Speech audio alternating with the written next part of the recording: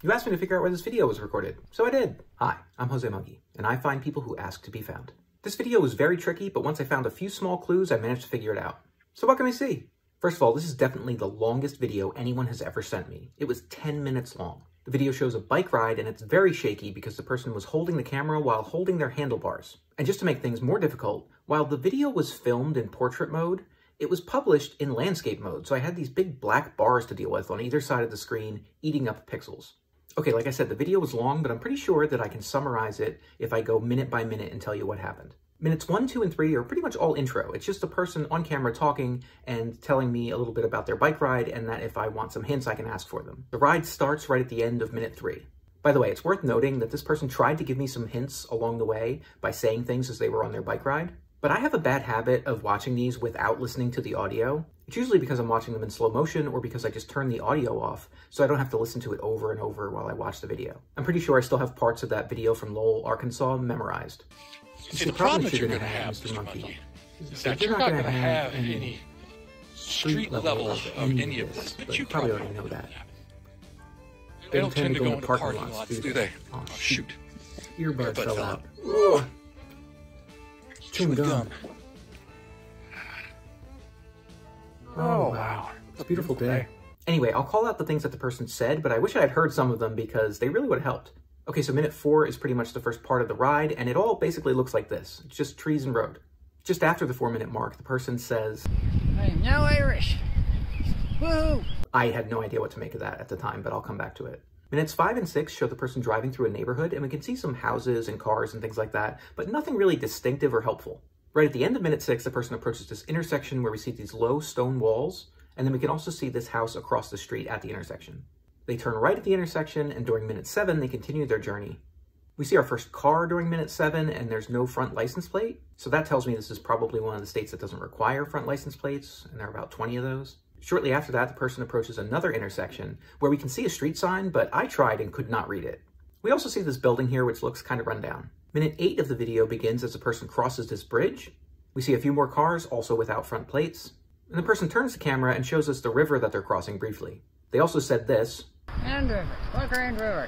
which would have been a great clue had I heard it. And near the end of minute 8, they approach a downtown area. During minute 9, they move through that downtown area, and that's where we start to see some clues. We see this sign that has a butterfly on it near this bench here.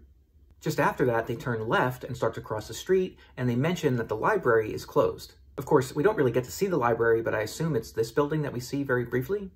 Halfway through minute 9, we finally get a license plate, and it's a Michigan plate.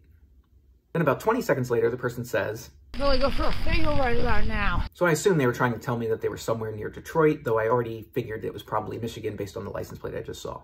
Right after that, we see this building that looks like a fire station to me, and then the person mentions that it's a fire station. Minute 9 ends as the person passes the fire station and turns left and announces that they have arrived at their destination. Of course, there's a full minute of video after that. During this final 10th minute, this person crosses a bridge where we see these yellow pads on the fences on the side of the bridge. They go through a parking lot in what looks like a park and come to a path. They follow the path down to this area where there's kind of a concrete dock here with a bench, and we get this view of water here, which is possibly the river that they just crossed.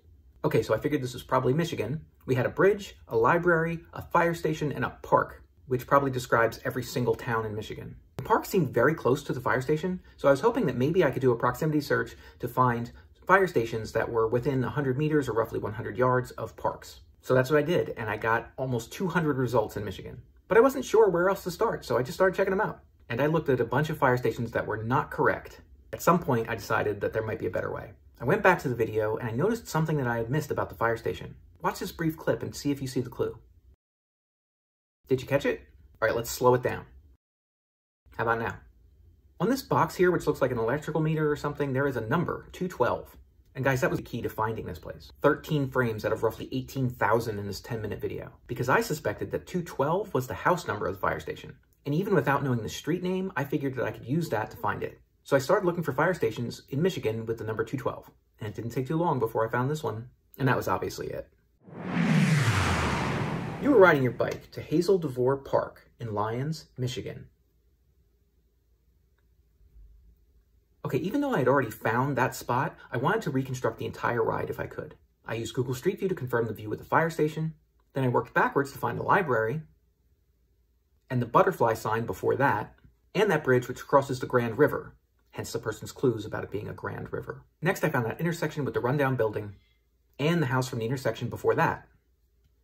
But I hit a wall there because I couldn't continue following the route in reverse because there was no Google Street View on the next street. By the way, the name of that street was Irish, which is what the person was trying to tell me with that clue at around the 4-minute mark. Even without the Google Street View, I was able to figure out where the bike ride started.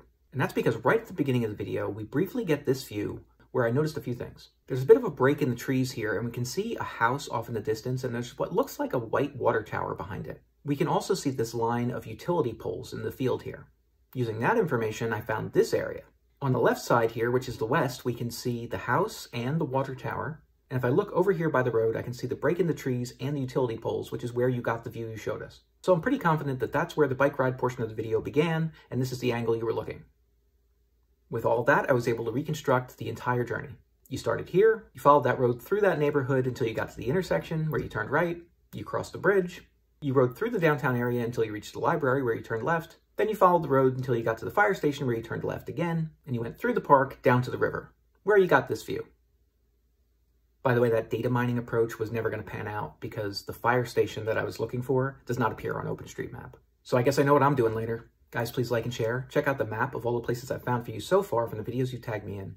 And if anybody else wants me to find them, record a video where you say, "Find me, Jose Monkey," or something like that on camera, or hold up a sign that says something similar.